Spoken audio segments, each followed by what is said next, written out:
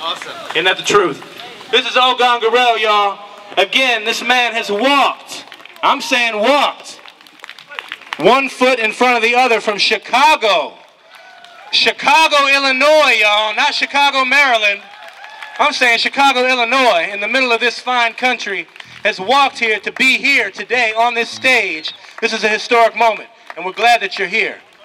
Well, as I said, Makua, I couldn't have made it up here without your hand, and indeed, so many remarkable people have helped me along the way, and that is a metaphor for the fact that we only accomplish things together. Hey. And I'm looking forward to walking with you to Lincoln Memorial after the rally here. Really a pleasure to be here. Thank you so much.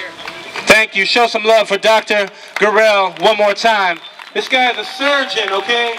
This guy is a remarkable human being. Very educated, very well trained in his profession, and he's also very compassionate and loves the people and social justice, and has gone to great lengths to get the stories of regular American people. And we are so grateful to you for doing this and making that sacrifice. I appreciate it. We're going to bring him back up to speak momentarily, y'all. He just walked into the park right now. You've just witnessed the moment. We're so glad you're here. The rain didn't hold you back, brother. You made it. Rain or shine, it's all divine, and you are here where you are supposed to be. Well, thank you, Makua, for the warm welcome. Thank you all for the warm welcome. It was a great way to arrive after 700 miles. We're going to walk to the Lincoln Memorial. It's 3 miles, which is not a long distance, and I hope that you'll join me. We'll walk to the Lincoln Memorial and encourage people to join us along the way. We'll be passing the White House, and the Lincoln Memorial, as I'll explain shortly, has great significance. I want to say a few comments. Why did I walk 700 miles from Chicago to DC for healthcare reform? About a week before the walk, I was watching the reform debates and noticed all the special interests, the insurance company executives, the pharmaceutical executives, and other industry special interests manipulating the debate. And I was wondering, where is the voice of the people? Where is the voice of those that matter in the debate? And that voice wasn't very loud, so this walk was about the voice of the people as well as a statement in a walk. So I've been gathering stories, many of them are in this notebook, gathering stories from Illinois, Indiana, Ohio, West Virginia, Pennsylvania, and Maryland. Stories of real heartbreak, suffering, and difficulty with our healthcare system. So one of the things that's very interesting is I walked 700 miles and I didn't see any insurance company executives walking 700 miles for-profit insurance. Have you seen any? And then I was walking and I didn't see any pharmaceutical executives walking for profiting from taxpayer-funded research. Did you see any? And any high-priced millionaire baby doctors walking so they can get their second yacht. Have you seen any walking 700 miles? Right, so I think this walk is a statement about that, but also about the voice of the people. And a very interesting story was a family in Minerva, Ohio, with a little girl 4 years old with rotting teeth, whose surgery had to be canceled because her father had lost his job and his health insurance. And she was very cute, but she had these terrible teeth, and this condition can go to the brain, and she could die from this condition. And the surgery was canceled, and she refused to have her picture taken. She was so shy. I gave the camera to the father. She still wouldn't have her picture taken. So I finally got a picture of the family, the mother, the father, the older sister, and the younger sister hiding behind the three. Now, why do I tell that? Because she is the invisible voice, the hidden person that matters in all this. She's in the picture, but she's also not in the picture. And this walk has been about getting that picture, getting those stories. Walkforhealthcare.org is the website. We've published those stories. Last thing I want to say is I walked along the Lincoln Highway. And the Lincoln Highway, and we're going to the Lincoln Memorial, is a metaphor. It was a patchwork of private roads developed in the 19th century, different private companies, and in the 1920s was federalized and is now a beautiful highway stretching transcontinental from San Francisco to New York. That's because the open road is about as American as apple pie. The open road is American. And that's a public good.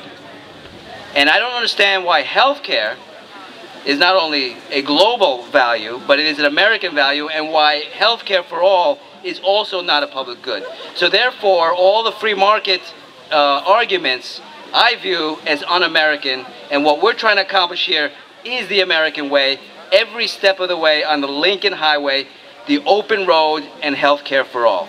Please join me for the last steps of the Lincoln Highway, or that route to the Lincoln Memorial. We'll go down 16th Street. Thank you very much for really making this a very important part of this 700-mile journey, which will continue. Thank you, and join me in a few moments. Thank you so much. Greetings. Can we say health care for all? Health care for all. Health care for all. Not just for the rich, but health care for all. Health care for all. Power to the people. I bring you greetings on behalf of Congresswoman Sheila Jackson Lee, representative of the 18th Congressional District in Texas, home of Houston. And as you know, Houston has some of the greatest oil companies in America. Citgo, ExxonMobil, and Halliburton, to name a few. But do you know that now Houston is facing a significant unemployment rate? So some of the Houston wealthy folks who used to have the best health care plans in the nation are now finding themselves on the unemployment roll. So health care isn't just an issue for working people. Health care isn't just an issue for people who are struggling, who are not working, but health care is an issue for all people. So Congresswoman Jackson Lee is joining with Congressman John Conyers to make sure that the issue of health care is advanced. Now, everybody who's here today, you have to know that you can't stop today. Congress comes back into session tomorrow, and the deal is going to be cut next week. So in order to make sure, the deal is going to be cut in the next couple days. So in order to make sure that the public health care insurance option stays on the table, you have to be present in Congress. Let me share with you one thing that the Congresswoman wanted me to make sure that you know about. And that is that under the current plan, they're seeking to close down all of the hospitals that just so happen to be owned by physicians. We can't allow this because there are some good physicians out there who want to make sure that hospitals such as St. Joseph's Hospitals in Texas, for example, that was getting ready to close down, there was nobody else out there who was willing to invest in it and willing to save that hospital except a group of physicians. However, there are some in Congress, such as the big hospitals, who don't want the physician hospitals to even remain on the playing table. They, like the big insurance companies, don't want competition. So Congresswoman Jackson Lee wants to make sure that the physician health care providers, the physician hospitals, have a chance, just like the public option has a chance to compete with the big players. So with that, I want you all to come down to Congress and make sure that Congressman Stark of the Ways and Means Committee, and Congressman Rangel of the Ways and Means Committee, and Congressman Waxman of the Energy and Commerce Committee knows that we want not only to make sure we have a robust public option, but we also want to have competitive, good performing, good serving hospitals that just so happen to be owned by physicians and nurses, because they know what's in our best interest. So again, I wanted just to make sure that that was put on the record, and that each one of you all don't just stop with today. Because if you all don't come out en masse on Monday, Tuesday, and Wednesday, when these deals are being cut, particularly sometimes in the wee parts of the hours of the night, you guys don't have yourselves present like you're present tonight, then unfortunately the deal may be cut and we may be left out. How many of you all are going to allow yourselves to be left out?